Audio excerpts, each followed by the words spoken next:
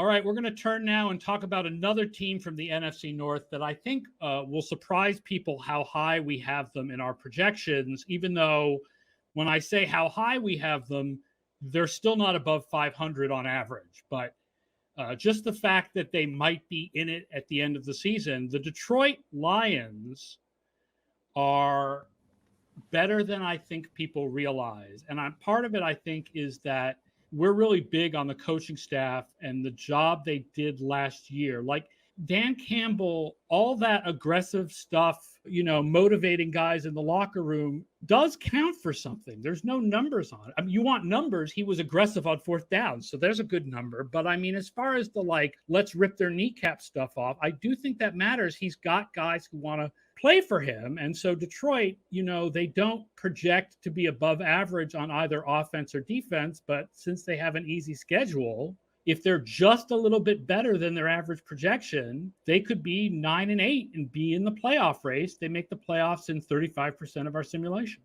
The thing about Dan Campbell's attitude or whatever is that usually when guys are that weird rah-rah, we're going to bite kneecaps or whatever, usually just means they're going to run the ball and maybe blitz a lot or something, that's what you would think of with aggression. But with Campbell, it actually manifested, like you said, in coaching decisions and not punting, going for it on fourth downs, just stuff like that. So I think if they keep that up, that is a huge thing for them, because when you are typically the underdog, I think those things are, they become even more valuable. I mean, the fact that they stayed in the Rams game for as long as they did is truly unbelievable. Probably a little lucky, but those are the things that you have to do when you are kind of on the back foot. But yeah, like you said, I think I still generally really like this team. The coaching staff is good, and I think the offense has a lot more stable ground to stand on than I think people realize. They had no explosiveness last year, especially, with DeAndre Swift being a little bit in and out with injuries and stuff. But the stability that they're working with in terms of the offensive line, the guys they have projected to start, 2 good tackles, a really good center. The guard play is a little questionable, but I think with Ragnow back in the lineup, those 2 guys should be better. We got some questions when we did the tier list show on the offensive line that we did the Lions too low. And I think we talked about it, and we all sort of agreed that we could definitely see us coming back a year from now and going, oh yeah, we did this too low. Because Ragnow in particular, Ragnow missed, whatever, most of last year. He's very good. Especially on the ground, which actually I think was their bigger problem, because I think their interior in terms of, the ground game was just not good. I think Evan Brown was their center last year, not very good on the ground game. Jonah Jackson, one of their other guards, I have never really been that impressed with him as a run blocker, even though I think he's a fine pass blocker. So I think getting Ragnow back, who is not one of just the best centers, period, but specifically as a run blocker, really, really, really good. I think that could go a long way for kind of unlocking the run game, which I think in turn is really important for Goff, who is one of those, play action structure type of quarterbacks.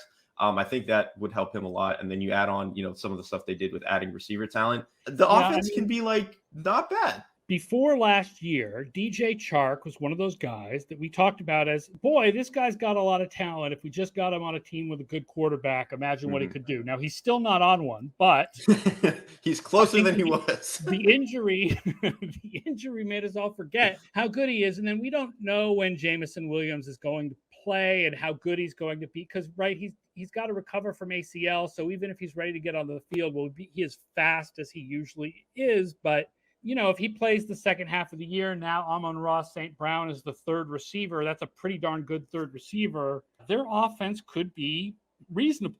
And Goff is Goff has issues with standing in the pocket too long, but I think with this offensive line, that can be quelled a little bit. His processing can be a little slow at times, but if he can get pointed in the right direction, he's a really accurate thrower. And I think if they have more guys who are going to be open, more options to kind of scheme this stuff up, he could be reasonably productive. I mean, wasn't he 20th in DVOA last year or something? He was at minus 3.6%. So yeah, just a little bit below average, roughly about 20th. Yeah. And if we assume, the offensive line and the receivers are going to be better, I don't think it's that unreasonable that he could be average or slightly better.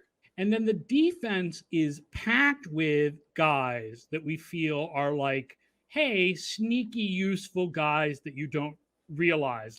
There are 3 of them, I think, on the top 25 prospects list. Derrik Barnes, the linebacker, and then Julian Akwara. But there's also the defensive tackle Levi Onwuzurike, who didn't qualify for the top prospects list because you have to be third round or lower. He's a second rounder, but he's another guy who you really like. And Alim McNeil also is cool. another young guy with talent, someone who people don't talk about. Oh, Detroit has all these good young guys, but Detroit has a good amount of good young guys, not even looking at Aiden Hutchinson, who a lot of us felt should have been like the number 1 pick in the draft. The problem really with their defense is just they don't have like a star that they can kind of hinge everything off of. But yeah, to your point, they have a lot of guys who like other teams would be happy starting these guys. Like honestly, Charles Harris was, I think, a lot better than people realized last year. The 2 tackles you mentioned, I think, were better than people realized. Like, I mean, the biggest problem really to me is just corner. If they could get like a big next year's draft, get a top corner in next year's draft, and Hutchinson turns into the guy we think Hutchinson can be, those other pieces are good enough that this could be a top defense if they had those 2 pieces set. 100%. And like at corner, like maybe Jeff Okudah can do something because, he was hurt for most of last year. And I do think Aaron Glenn is like a really, really, really good defensive backs coach. So if there was going to be anywhere he could figure this out, it would be here. But yeah, outside of him, it's just like they really just have Amani Oruwariye, who is like the Diet Coke version of Trevon Diggs, basically. And then they signed Mike Hughes, who gave up a ton of big plays last year. So I don't know. I still have worries about the corners, but they have a lot of like solid to good pieces in the front 7. And I think that can probably be enough to be like a not disastrous defense. I think especially in this division where you're going to get a lot of teams being, heavier in their personnel and running the ball a lot. I think that's probably like a decent scenario for them. H.E. Soder says, who is going to generate pressure? I mean, Charles Harris sort of came back, and I don't know how much you can trust him, but look, Aiden Hutchinson should be good. Mm-hmm. And then there's the Okwara brothers, and then there's Josh Pascal, and they've got some pass rush. I think they have like a good 2 deep. They just don't have a star. But I think that was kind of what the Bills were last year. I don't know if they're quite. And Hutchinson's supposed to be the star. The question is just how long does it take for him to be the star, right? Is he the star right away? It probably won't be this year. 2024, Exactly. So yeah, I do like their 2 deep though. Like I think even when you go down into the Okwaras, Josh Pascal is like a really, really good. He's more of a pocket pusher type than somebody who's going to actually. I will point out Zach Sear, if I remember correctly, he did very low in sacks here. He did not. Yeah, he's more of like, I think I put this in the chapter. He's more of like a Trey Flowers, where he is just pushing the pocket a lot and kind of causing a lot of disruption. But I think if they start to blitz more this year, especially on first and second down, he could actually be really, really valuable in terms of generating space that way. Yeah. So, I mean, there are a lot of interesting pieces here. Like the defensive projection for them is not good, but there are pieces where you're like, if you look at these guys and then you look at Aaron Glenn as the defensive coordinator and the way people believe in him, this is one of those defensive turnarounds that it would make narrative sense. It's not likely, but it would make narrative sense. And if you had an average offense and a defensive turnaround, now the Lions are a real team.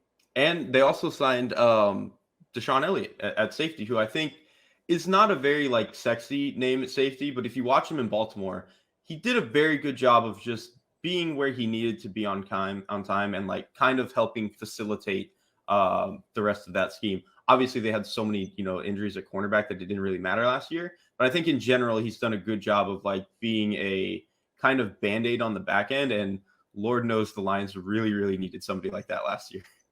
Yeah. Last year I was very big on the Lions over. And I was wrong. But once again, I'm big on the Lions over. Like, I feel like this team is better than people realize. Like, I don't feel like they're going to be a playoff contender. But I don't think they're that graphic late November. They'll still be on the graphic. Yeah. We wrote about the Houston Texans, that the Houston Texans are built to be on the still in it graphic in week 14. Detroit may be on that graphic in week 14, but they're not building towards that. They're building towards something better. They need a quarterback and a cornerback.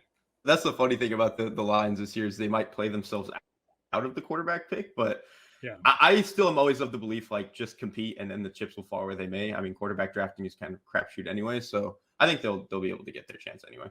All right, that's our look at the Detroit Lions. 8 mean wins, surprisingly high, but restore the roar, # restore the roar. Thank you for watching and listening, folks.